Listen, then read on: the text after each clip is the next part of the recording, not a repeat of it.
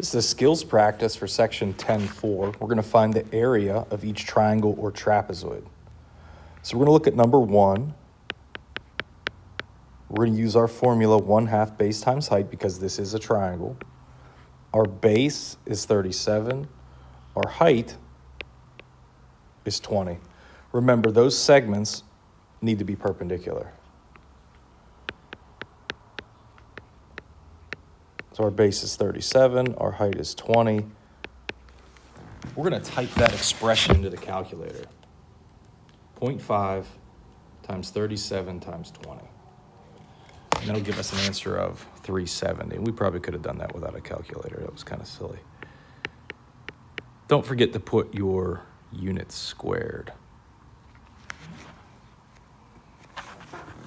Number 2, you also have a triangle, but it's a different looking triangle. Your height is now outside of the triangle. It's not actually a segment on the triangle because the triangle is obtuse.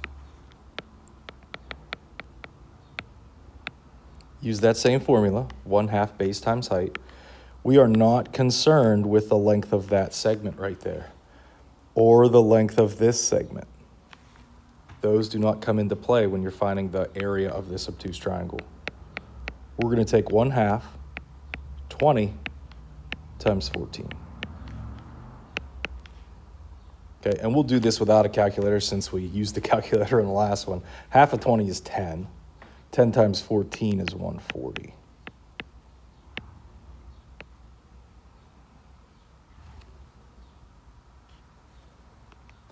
We'll also do number 4. This one's a right triangle. And we've done some examples of right triangles in other videos too. Remember, base and height have to be perpendicular. So when you have a right triangle, your height is actually on the triangle. It's the segment length of the triangle. This one we can do without a calculator too. Half of 12 is 6. 6 times 5 is 30. That's how you find area of triangles. We also need to know how to find area of trapezoids. Trapezoids have a height and they have 2 bases.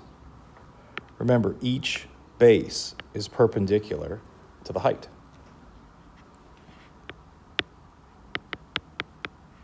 Half of our height times the sum of the bases. That's how you find the area of a trapezoid. So we're going to take half of 19. We're going to multiply that with 16 plus 26. We're going to use a calculator for this one. Half of 19 times 16 plus 26 in parentheses. Make sure you're figuring out that quantity. 399 square centimeters. So you can have trapezoids that look like this, or you can have trapezoids that look like number 5 where they aren't rotated. Typically your bases are top and bottom, but notice how in this one they weren't.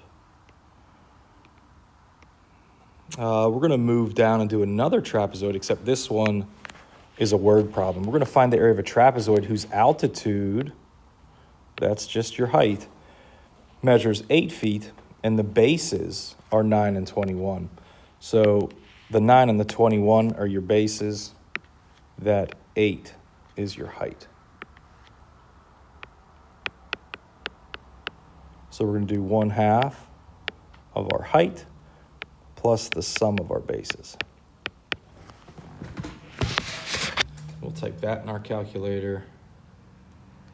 Probably could have done this without a calculator as well, but it gives you 120. Don't forget to put your square units. Okay, let's skip down and do number 16. The area of a triangle is 500 square feet.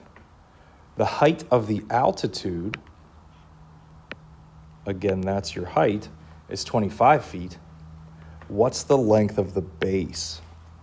So this one's a little bit different. It's backwards. This is why writing your formula is important, because this time they tell you what the area is. So in for that capital A, you're putting the 500 because the area is 500.